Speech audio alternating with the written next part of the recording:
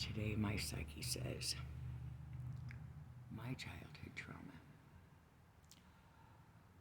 This is my perspective. I just did a video about me and my daughter, my kids, and their perspective and my perspective. And I'm being super candid.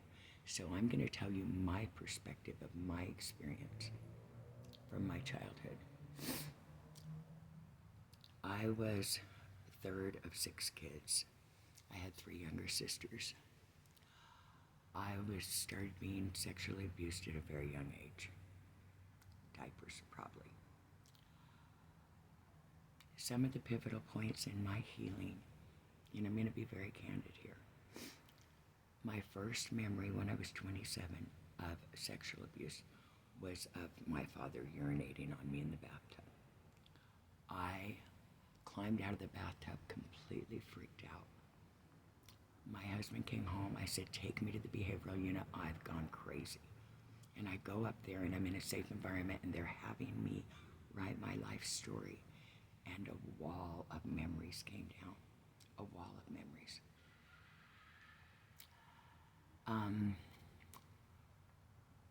When I was 5, my dad sat me on the toilet and made me perform fellatio on him. And I remember falling in the toilet, hitting my head. I was so young. It was Saturday night. I went upstairs to get ready for bed and came back downstairs to have my mom curl my hair for church on Sunday because we were LDS. And so I remember my mom pulling my hair. I think she knew what had happened and she was pulling my hair, punishing me. I remember the night my sister Tina was born. I was 7 years and 2 weeks old, and my dad came home from the hospital and had sex with me. I remember it like being with God, like floating up over in the corner. I was out of my body. It's like every time I had to endure that abuse, God came and got me. And I think that's why my veil's so thin and why I'm so spiritual. And I remember my dad, when I was like 12, saying he didn't like overweight women. And immediately in my pictures, I started weight gain, a lifelong battle that I've had that has depleted so much quality and feel good and worthiness out of my life. I'm still battling that inner child that wanted to protect herself, because over the years, as I've done drugs and things that wouldn't protect myself, I really wasn't protecting my inner child. I was masking and I was denying and I was abandoning her, neglecting her. And I also tried to protect my sisters, volunteer myself, whatever it took to protect my sisters.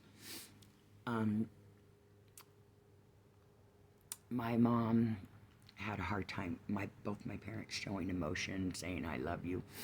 I fought my mom a lot in my teenage years. When I became an adult, we became a lot closer. And when I went up to the hospital with those memories, after I had tried to commit suicide and nearly did die, my mom told me she had been going through memories of abuse as well. And we had that in common and we bonded over that. And we became very close. Although her memories started becoming of satanic abuse, of being made to sacrifice a child when she was 4 years old. The University of Utah, Western Institute of Neuropsychology at the University of Utah started giving her truth serum, and I think they were using her like a lab rat. It was 1993, like literally they were not doing what I would in the spiritual community to heal her and to show her how to heal and alchemize inner trauma and transmute it. But if I knew what I know now, if I knew that then, but hindsight, right? So I confronted my dad about my abuse in 1993 in July, and he disowned me. And 3 weeks later, my mother killed herself, and I lost both my parents And I just had my fourth child, and I was in school full time, and I didn't know how to handle it. And I was smack in the memory of healing from my abuse, and I started doing meth.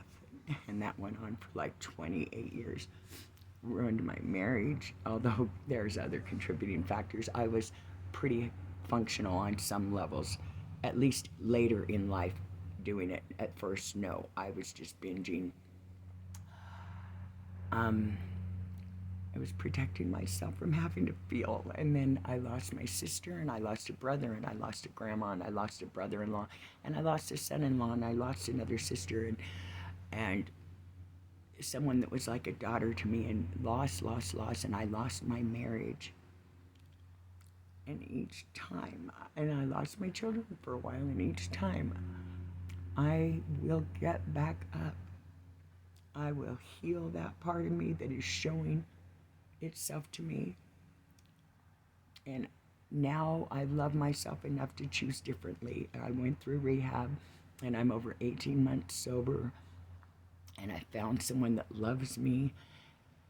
But I needed to come on here and say, now I'm clearing the multi-generational trauma. I've gotten my dad out of my life. He never deserved my support after what happened anyway.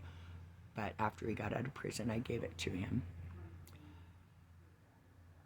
But he still lives in a toxic world. He doesn't take responsibility for what he did at all, and probably never will. I found freedom in taking accountability.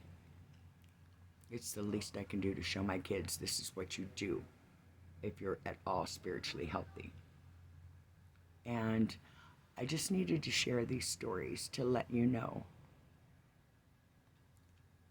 we all have trauma. We all have things we're ashamed of. We all have dramatic and life-changing things happen in our lives. But how we handle it, the lens we see it through, the willingness to change, those are the things that bring sovereignty. And sovereignty is the truest freedom of the soul you can ever have.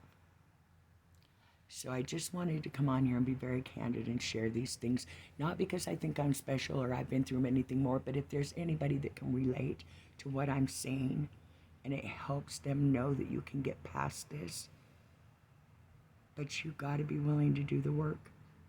Healing is feeling, and it is painful. But on the other side of that pain, when you bridge heaven and earth, the love you feel is something you can't even describe in human words. And I'm getting there, and it's beautiful. I love you, everyone. Have a good day.